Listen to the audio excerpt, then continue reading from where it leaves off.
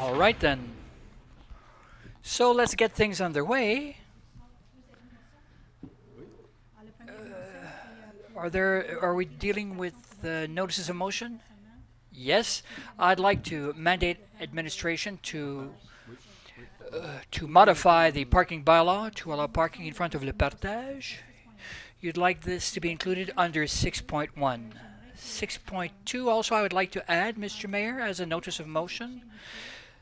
I would like that during the time in which we enter into the next budgetary talks, we set aside funds for the English content be translated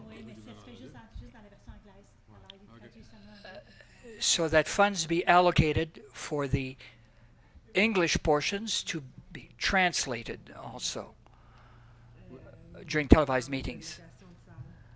I'd also like to talk about the rental of rooms also. All right, item 6.3, rental.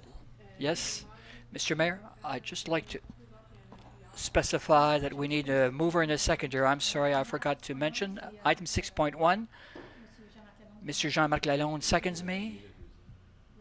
And yes, I'm sorry about that. Oops. Whoops. Did I say this prematurely? Mrs. Simard? Oh, I didn't ask anyone to second my motion. I just took it for granted. Oh, ladies get what they want tonight, let me tell you. Yes. All I need is to have details on paper.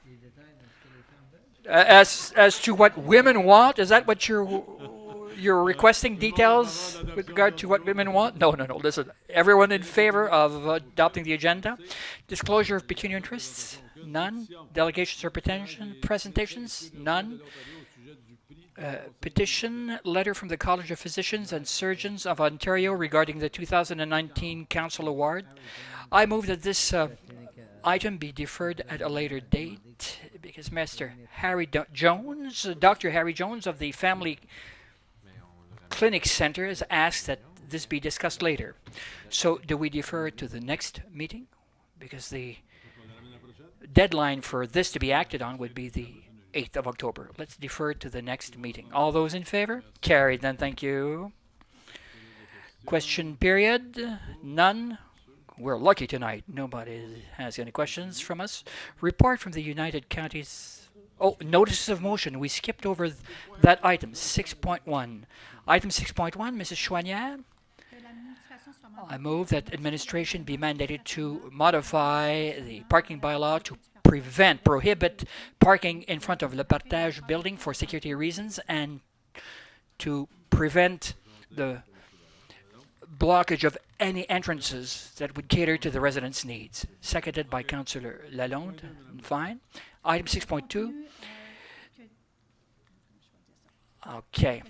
That the administration be mandated to ensure that the 2019 budget includes related expenditures included in for the translation of Anglophone contents of town hall meetings so that everything can be translated in French for all Francophones' benefits. Fine.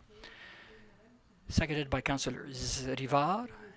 Item 6.3. There's a lady who wanted to organize or host a Zumba courses, and she wished to hire the upper floor of the Clarence Creek Arena.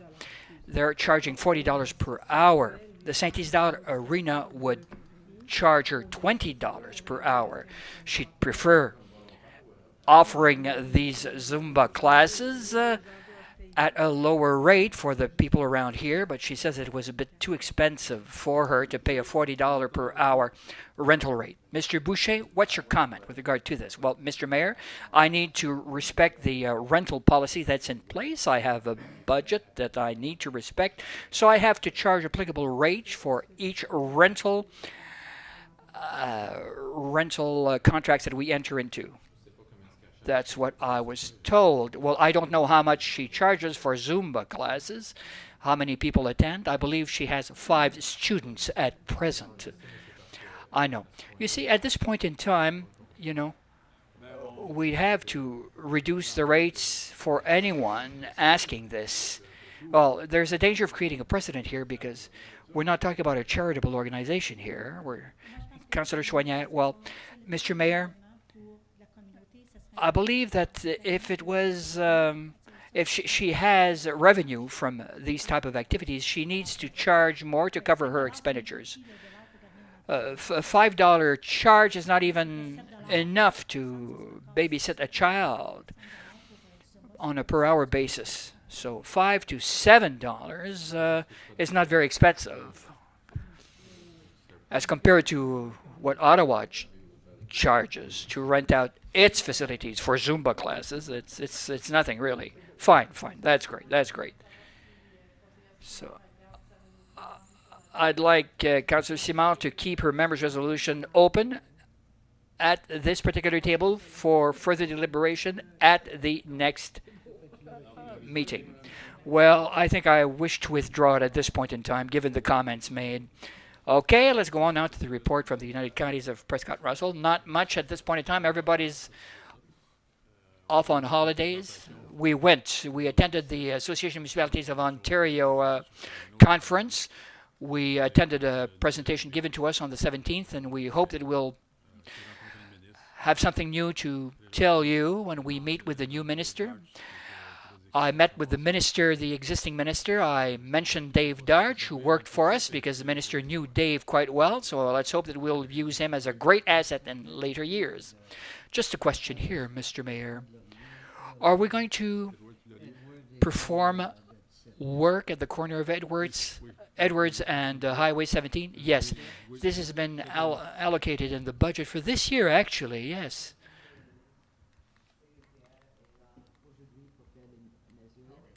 Yes, we also need to give an answer to the United Counties of Prescott-Russell folks for certain budgetary items. Yes, we'll move on this today. Let's go on now to the committee staff reports. The Village Morris Park report. Councillor Grimard. Whereas the total amount awarded for the Morris Village Park for the design and construction project is $581,000, which includes a grant of $56,000, and whereas the tenders received exceeded the budget authorized by the Municipal Council, and that the Committee of the Whole recommends to Municipal Council to authorize the community services with the assistance of the engineer firm to rework the Morris Village Park plans in order to reduce the project costs while respecting the proposed vocation, and that the Committee of the Whole recommends to Municipal Council to mandate the community services to submit a new plan and budget consideration in the 2019 budget as recommended. Seconded by Councillor Zent. Any questions, folks? Yes? Well, I was told that there's a park committee that has been formed. Is it recognized by the City of Clarence and Rockland? Yes, because I don't recall having dealt with this before. Did you ask permission to resort to fundraisers? The Optimist Club, for example, involving parks, for example, have given donations. Yes, we have applied for grants up to $1,000 to revamp parks, but this is not what's going to. It's not going to make a great difference as things stand right now. I mean, the $1,000 amount. What has been proposed is to make sure that we install in the parks what the population has called for to be installed. Given this, we're over and beyond the limits set out by the budget for our needs at this point. So we will be making a small portion, we'll be making use of the small portion of the budget allocated right now, tapping in to the tune of about a couple of $100 to restructure the park facilities, and maybe when we go out to tender, we might change a few of the aspects inherent to the tender. Councillor Lalonde. Of course, it would be a good idea to review the plan in its entirety. The thing I'm asking, or I'm wondering, is this. Those who attend the Jérôme Corbeil during the winter time, the Jérôme Corbeil Park, youngsters that slide down there or go tobogganing, I'm wondering if at the very minimum we could perform work on the parking lot. Would it be possible, Pierre, given the tenders you've received, would it be possible to determine whether or not this could be done or not, just to ensure a safe environment this coming winter? If the concept plan remains as is, the parking lot won't play much of a role. Well, the concept plan, of course, will not go along with the budget we adopted. It will not respect the budget. That's definite. But the parking, we can't do all that much with regard to the parking. Well, look, if we are to wait 2 or 3 months more, will that make a big difference? If we go to tender involving the park and its needs in one big tender process, it would be best. Well, that's what I considered in any event, to fraction it out basically, tender-wise, because this park is fairly busy during the wintertime. Councillor Zant, Mr. Boucher, we were just made aware of this situation in the past 2 weeks. We did not know in April or May that this was a situation. No, we were made aware of this when we opened the tender documents. We were surprised by the costs involved, and upon verification with those involved in the projects, those involved in building the project, it was this amount, or these amounts, reflected true costs. Now, next year, if we review our plans, well, you see, I'm a bit disappointed. A lot of people wanted to have this park ready and set to go. So are we. Councillor Chouanière, would the committee be amenable to review some changes and respect the initial spirit of the tender? Well, we're talking about changes in the order of $413,000. If this is so, that's a bit too aggressive. Councillor Grimard, well, you see, we're planning to do this at the end of the summer of this particular season. Now, the construction people basically have their dance cards all filled out.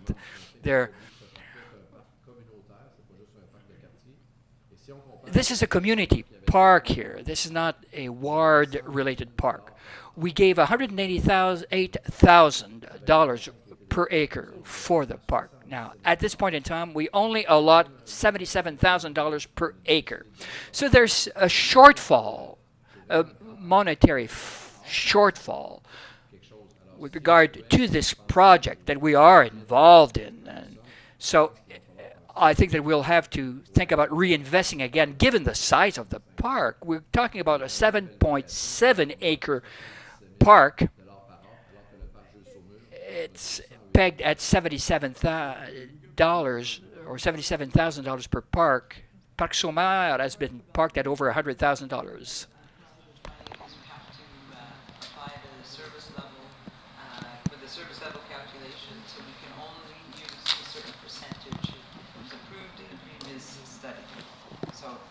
What that means is we provide 10 hectares for a ratepayer to come in the park.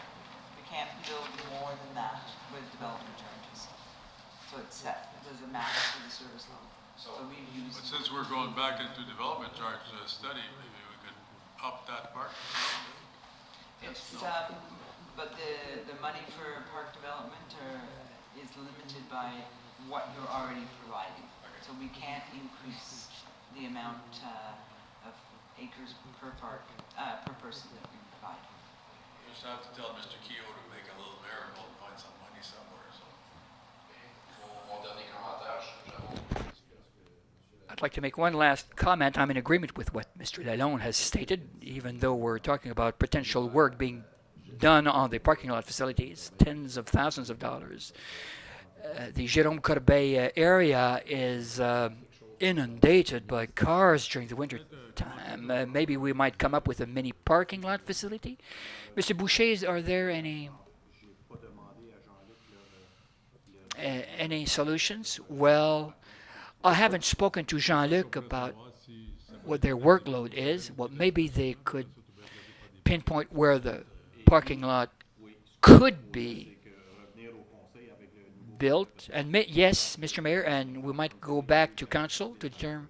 At present, there are two service centers within the project, and if we don't make any changes, we'll need both of these service centers.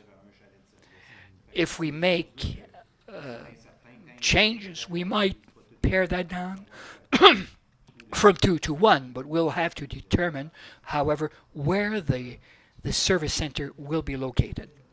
Councillor Levert, well, we have to decide to work around this parking lot matter. If it costs us $10,000 or $20,000, this is a temporary outlay of money. Well, should we encourage people to slide down there during the wintertime, slide down the slopes? Folks go there regardless.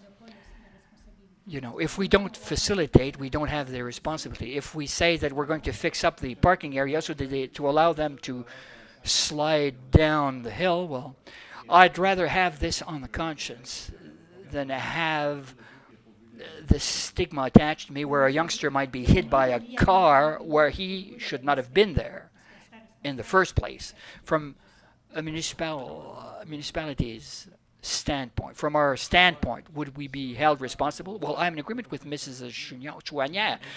This park is not open because we're caught in between a rock and a hard place.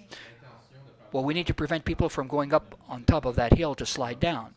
But the intent, though, is to create a parking lot facility. Whatever the plan has, if it calls for a parking lot facility with appropriate street lighting, for example, that's fine. I'm in agreement with that. But at least have some place to allow cars to park in. Let's just have Mr. Boucher take a look at this and come back to council. We might have a lot of time allotted to us and come back in December maybe to see what can be done. Yeah. If work is performed, of course, winter is just at our doorstep. Even if there's excavation work to be done, it might be a bit too late when winter comes along. Let's wait for Mr. Boucher to come back with alternatives. So the recommendation is, yes, they have to come up with a new plan, yes, and maybe ask a quick legal opinion to determine whether we're responsible to allow people. We are liable if we build a parking lot, even though the park is not open. We'll verify that for you. Yeah. Just make sure.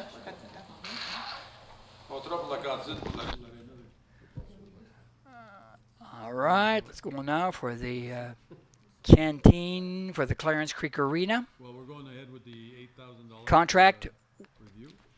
We're going ahead with the $8,000. Yeah, we're approving, that's what we're approving right now. Okay. Est-ce qu'il y avait une modification dans la recommandation que vous avez? Ben, Madame Chagnon a demandé pour voir qu'on Vérifie la légalité. Mrs. Chouanière has asked that we look into the legality of putting in parking lot facilities where this parking lot is scheduled to be at. All those in favor, by the way? Carried. Let's go on now to item 9.2 again. Let's revisit that contract for the Clarence Creek Arena Canteen. Whereas the community services submitted a notice of interest on the social media and in the local newspaper to find a tenant for the Clarence Creek Arena Canteen and received no letter of interest. And whereas the canteen rental fee is 5% of the tenant's annual income. Whereas the community services is of the opinion that the abolishment of the rental fees would encourage people in the community to demonstrate interest and thus find a tenant. Whereas the canteen rental fee represents an income of approximately $2,000 for the period of September to December 2018, be it resolved that the Committee of the Whole recommends that City Council abolish the Clarence Creek Canteen rental fees for 2018, and be it resolved that a transfer of $2,000 from the contingency fees to the revenues of the Clarence Creek Arena be made in order to compensate the 2018 operating deficit caused by the abolition of the canteen rental fees for the Clarence Creek Arena. Seconded by Councillor Lalonde. Well, I've had the opportunity, because I have a youngster that plays hockey there, to attend most of the arenas around the Prescott-Russell area. And let me tell you honestly, Russell manages this area itself, or this venue itself. Instead of coming up with someone they know, they have somebody there to serve food, and they keep the profits. If it works for them, it should work for us. Mr. Mayor, what Councillor Zant says is quite true. However, Russell runs a deficit. It runs a budgetary deficit by operating a canteen there. The reason why they run a canteen there is that because they can't come up with volunteers to run that canteen. We can run a canteen, but let me tell you that we'll incur a budgetary deficit that's much higher than $4,000 to $5,000. But we do this. We're already incurring deficits because of our use of gas and electricity. Well, this shortfall is already ingrained in the rental fee that is charged back. You see, Russell tried to come up with someone for many years. They were never able to do so, and they incur a deficit each and every year. They charge $2 per poutine. Can you imagine that? So the challenge here at the Clarence Creek Arena is this: on the Tuesday night, there's figure skating and hockey activities on Tuesday night, a couple of hours, and your paying days or your lucrative days are either Saturday or Sunday. Well, be it pegged at 0 or 5%, or in between 0 and 5%, we're still going to incur a shortfall. Well, Ottawa has a different policy. They hire employees or suppliers or canteen or companies that run canteens. But you don't make money by running a canteen. You won't become a millionaire by managing a canteen. Well, that's not what I'm saying. But if someone says, I can't even operate by paying 5% of my income, well, don't forget that income stemming from a canteen is not comparable to a McDonald's on Laurier Street. During the time in which I was very young tot and playing hockey, the parents were taking their coffee at the arena. But now they go down to Tim Hortons, get their coffee, get their donuts, and then bring that to the arena. Mr. Mayor, I'm wondering, Mr. Boucher, those who operated the canteen in previous years were offering great service to the population at large. If we were to offer him free of charge the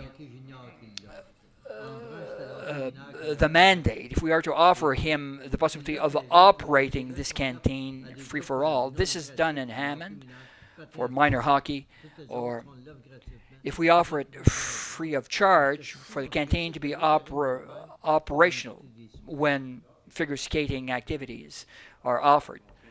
Well, nobody has shown any interest. Well, it's because we were taking a clawback of approximately 5% of all sales concerning this. Well, if we were to offer to Mr. Talbot the operation of this canteen free of charge, well, is Mr. Talbot operating this at present? Yes. Well, I'm asking Council to offer this to him free of charge. Fine, but let's offer this free of charge to the individual who was there beforehand, who ran it quite efficiently. And of course, if we're to put in a union employee there, it's going to cost us much more. Trust me. I just wanted to throw this out for discussion purposes. As was stated, they're operating at a deficit. Now, is everyone in favor of the resolution as it stands? Well, what's the resolution? That we take the $2,000 amount away. Are we going to ask Mr. Talbot to determine whether he's going to take it and operate it or not? Well, we're going to we'll meet with him very soon. Well, the canteen ought to be operable or operational next week because minor hockey starts up at that time. I think that it might take about a month before the initial canteen setup is done. So I heard that she didn't want to get involved, but it could be that we'll meet with her or him again and they might have a change of mind. Well, I don't know if we need to go to tender. Mr. Lalonde, because you're retiring from politics, do you not want a job as of December the 1st? Well, if resolution states that we can tap into the contingency funds, that we can make up for the $2,000 shortfall, well, this amount is the back rent from November and December, stemming from November and December rents. All right, let's go on to volunteer firefighters. The Committee of the Whole recommends that Council adopts a policy entitled Guidelines for Municipal Employees who are also volunteer firefighters for Fire Department Emergency Services or Responses as recommended in Report PRO 2018-20. Questions? Mr. Grimard, I'm quite happy that we have this policy now. How many municipal employees are considered volunteer firefighters? I think there are 2 at present. I believe that the directives are quite good in this respect. We have 4 volunteer firefighters that fit this criteria. Mrs. Simard? Employees covered. If they leave their job, they're taking there's a coverage for them.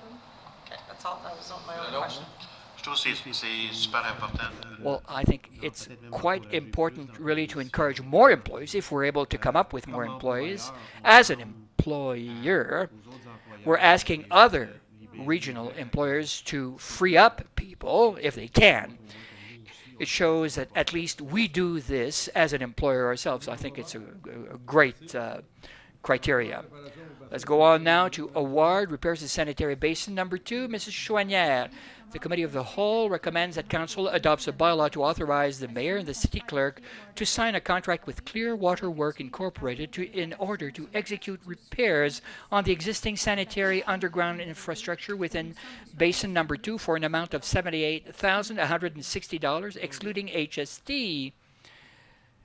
Seconded by Councillor Guillemard. Questions? Now, we do have we'll be contending with this amount this year, but next year we'll have to add in another $300,000 next year. Mr. Leonard, we're talking about 2 different projects here. Initially, we dealt with a basin,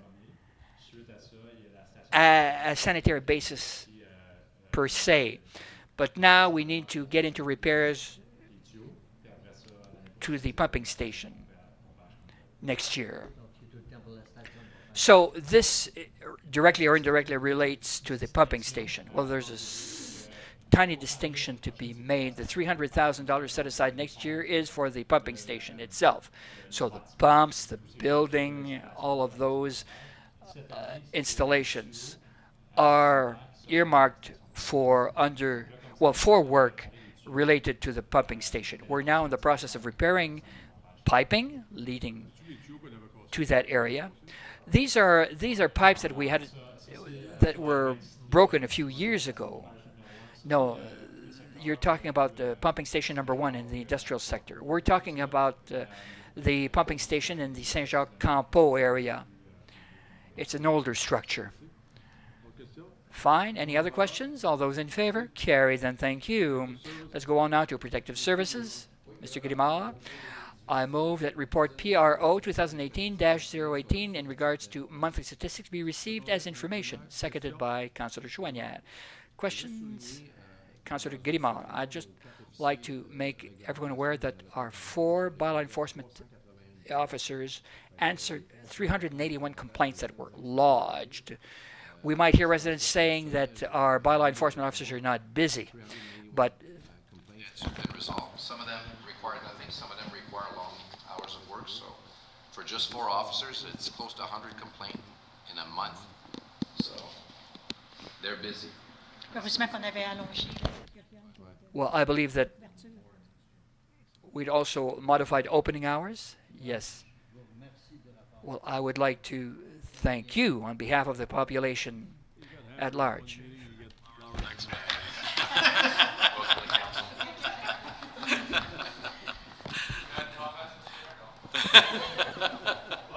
Tout le monde en faveur? All those in favor? Carried then, thank you. Other items? Questions? Let's start off with Mrs. Chouanière.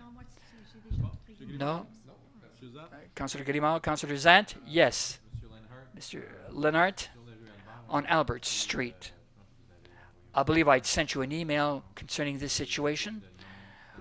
We talked about signage that bear out the name of the parking lot facilities. When will this signage be put up? Well, this is in the process of being done. Are they ordered already? Well, there was an order that was placed to the individual who needs to deal with this request. So how long will it take for signage to be put up? Maybe 2 weeks. I am figuring that no more than 2 weeks will be required, but I can contact you again with an email in response because a lot of residents were interested in this. A couple of other questions, Mr. Mayor. I'm sorry. I know that we performed the geotech study on Pouillotte and Caron. Now we'll be rebuilding those 2 roads next year. Is it possible to call an open meeting involving all citizens there to tell them exactly what's going to happen? How long is the water going to be off? I think there's a lot of information that needs to be added with regards to those streets, especially if we're shutting out water and sewer as we're doing it. So if we can have a public meeting, that would be great. You could please ask the United Counties during their budget process to increase the safety on County Road 17 between Chamberlain and Edwards. I know we had talked about sidewalks, but they have to put something because people are walking on those streets and it is extremely dangerous. And if the counties are going to allow permits of businesses to build on that part, they should have an access where people can walk. Absolutely. Let's bring it next, because I'm gonna be told. Well, it's just, I don't go to counties, so I don't. It's gonna have to be brought to the next budget. Right now, there's nothing left. Yeah, that's budget 2019, so we're in the process of talking about that. So do you want me to send you an email? You can send me an email, but they'll tell me to bring it the 1st of December, so. That's fine. Might as well I'm okay with that. After elections. That's fine. I just want it in their plan for them to start studying a way to make things safer. C'était tout pour moi, merci. That took care of my business. Thank you. Mr. Lalonde? I have a question for Mr. Lenart. What was the paving cost involved in paving Saint-Jacques Street? I believe that we stopped approximately 50 to 75 meters short of where we ought to have paved. We went to Julie and we stopped at Saint-Denis. Well, we tried to respect the budget. Asphalt cost much more this year than before. There was about 26% increase in the cost of asphalt. So we tried to manage with what we had. Well, there was a $194,000 budget. Well, we spent all of that. There were some depressions we encountered in the area we were called upon to work on.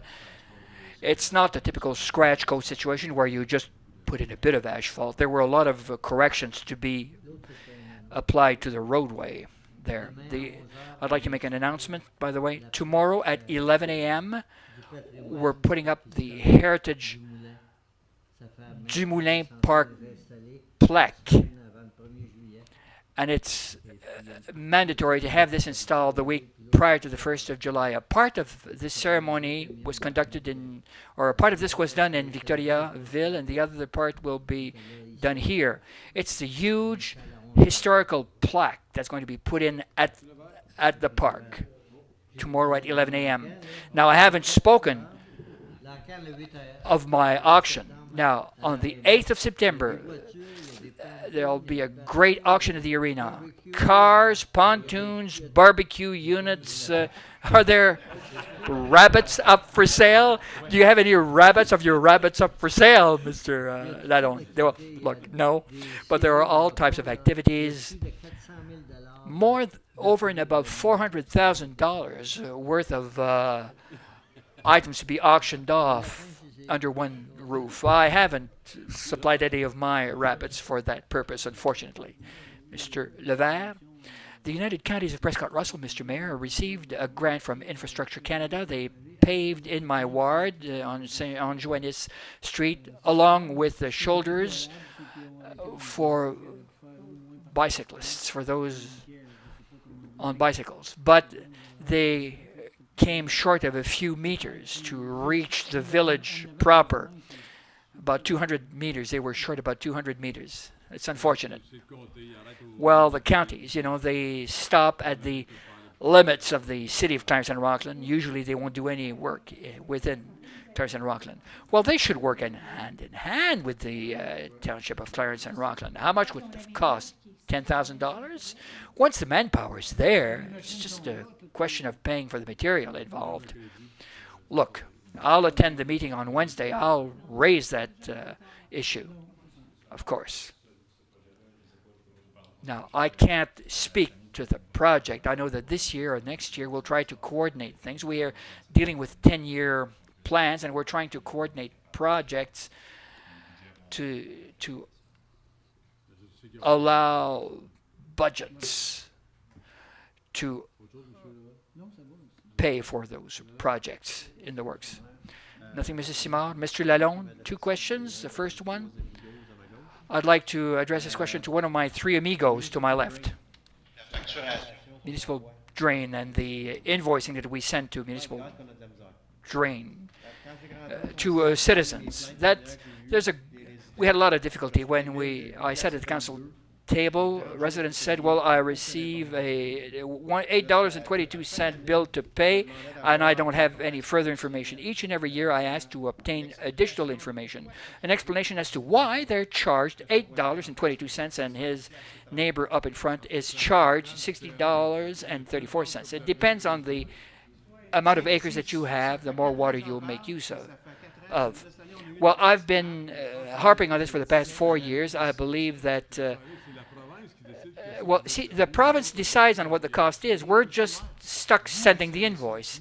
You know this. We know this because we've lived through this for the past 4 years. But the average citizen, all he or she sees is something that irritates him or her. And after that, you have to send a check to the bill. Now, by the time he or she has sent an $8.22 check, by the time the city has checked, cash is checked, this has gone up in smoke overhead-wise.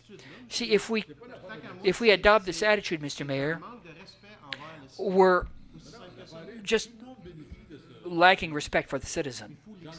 Everybody benefits from this.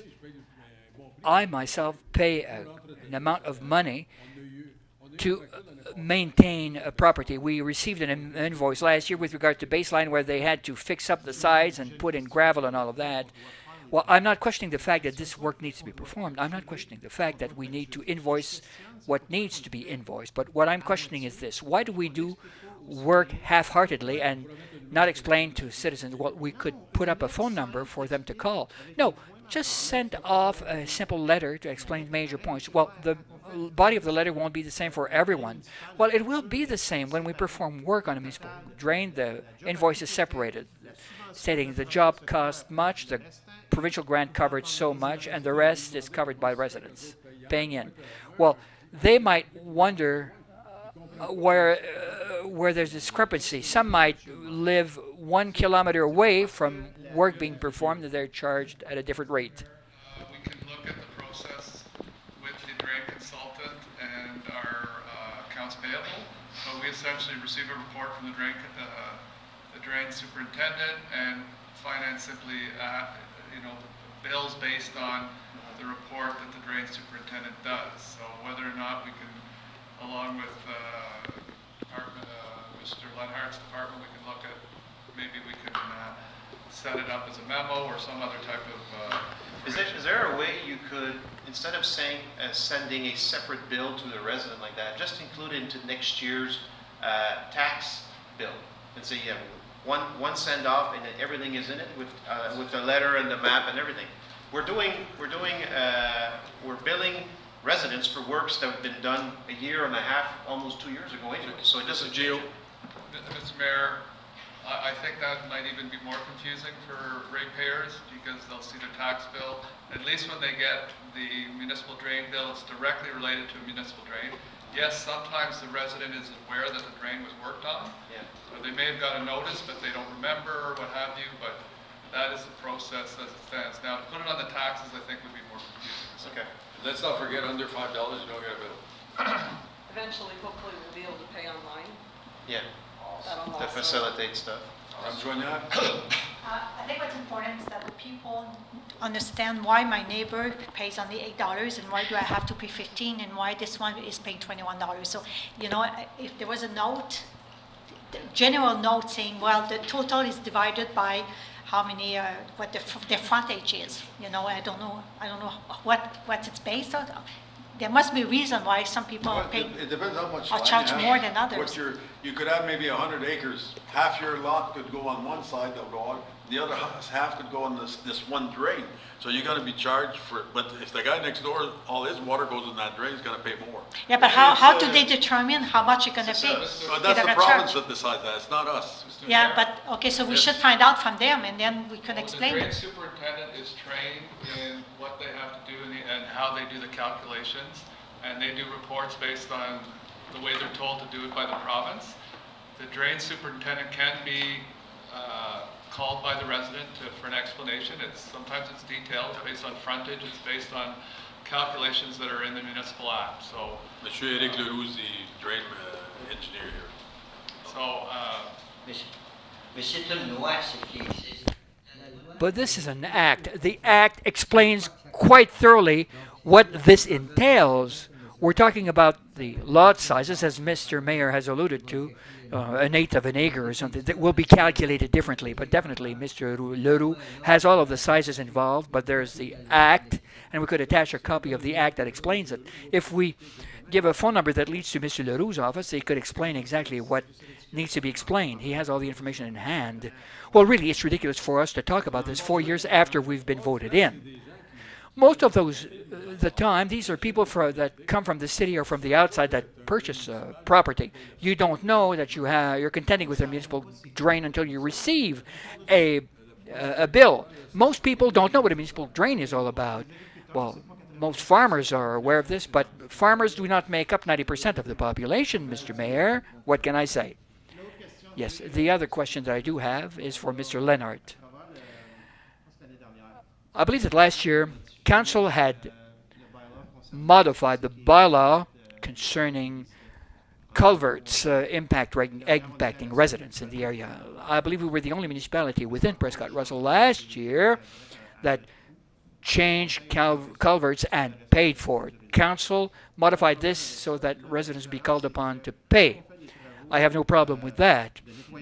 Now, when we proceed to cleaning ditches, if we are to change culverts impacting some of those residents along the stretch of side roads being worked, then we should change all culverts. The bylaw is correct, but the department's interpretation of the bylaw, given the criteria that they make use of, needs to be modified. I have the example of Vinette Road, where I believe 3 culverts, I don't recall the distance, Julie, separating all 3 culverts, but they haven't been replaced. These culverts are finished. They started caving in. These culverts were put in 30 to 40 years ago. Well, that's not our responsibility. According to the bylaw, no. But when we're involved in the process of cleaning ditches along that area, we ought to change those culverts, because we won't be cleaning this ditch each and every year. Mr. Mayor, the department's interpretation is this. If we need to change culverts, if we need to replace a culvert because of level-related problems. If culverts need not to be replaced, the onus upon the owner to have it replaced. The elevation criteria is applicable when culverts need to be replaced. But if a culvert is not at the proper elevation, then they'll come in and try to put in a new culvert. And then we step in and we put in another culvert to respect the proper elevation. If they've never replaced, I'm talking about a private owner, have never replaced a culvert before, in keeping with our bylaw, what has been approved does not require the municipality to replace these culverts, because you see those culverts, most of those culverts there were blocked up, so they have sent the pumping truck twice now to unblock those blocked culverts. It's nice to, spend money to send a pumper there and unblock this culvert. At a certain point in time, it would cost us much less just to replace the culvert, period. I don't know. Seems to me, Mr. Mayor, it seems to me that if it's part and parcel of the drainage work that's ongoing within the city, well, if he states that the elevation is proper, it's not necessary to replace those culverts. Well, I have 3 residents that are quite frustrated, and I understand them. All of their neighbors had their culverts changed, but not theirs. Well, it's because they didn't have proper elevation. Well, that's right, Mr. Mayor, they didn't have the proper elevation, and this is the criteria that we make use of that is applicable in every case. Well, I think it's unfortunate that we proceed this way, but if it's council's wish, then it's council's wish. Yes? I would like us to come up with a plan at a certain point in time, compelling the municipality to supply culverts for all of those ditches that are deemed problematic, so that people would pay them to be filled up. The municipality would at least supply the culverts. And if we'd have a similar plan covering all villages under our jurisdiction, because there are many ditches that are too steep for people to maintain, really. Well, the onus is upon Mr. Lalonde to bring up a notice of motion. If you're saying it's the council's wish, we're just discussing right now. If you want to change something, bring it about, bring it forward, and we'll deal with it. Well, this deals with the department's practice. It has nothing to do with the bylaw. Well, the practice adopted respects the bylaw's spirit or contents. The bylaw stipulates, and Mrs. Ouellette, correct me if I'm wrong, the bylaw stipulates that it's left to the department's discretion and its internal decision-taking mechanism to determine whether work is going to be done or not. Monique, well, really, what's written down is that the responsibility is heaped upon the shoulders of owners to replace culverts. The ministry will perform necessary maintenance work when required, and if culverts need to be changed because of reasons that are agreed upon by the ministry, then it's free of charge. But we can't always proceed that way, can we? Because there are some that deal with newer culverts. You can't replace a culvert that's been put in recently. Right. So in any event, might have a running tally of those culverts that need to be replaced. Mr. Leonard, a culvert that's in poor shape is a culvert that's in poor shape, period, Mr. Mayor. So do we need to replace them proactively?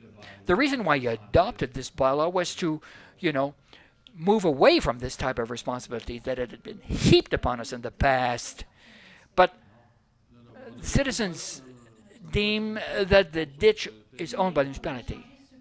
Well, we've actually adopted a bylaw that states that this is not a responsibility, not our, but is the owner's responsibility. It's clear.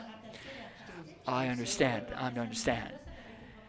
Well, those new culverts that need replace should be paid out by the owner. But those metallic culverts that have been there for years, that are perforated, that are caved in, would be paid by us. Well, we're telling the residents, you're responsible for your ditch and your culvert, but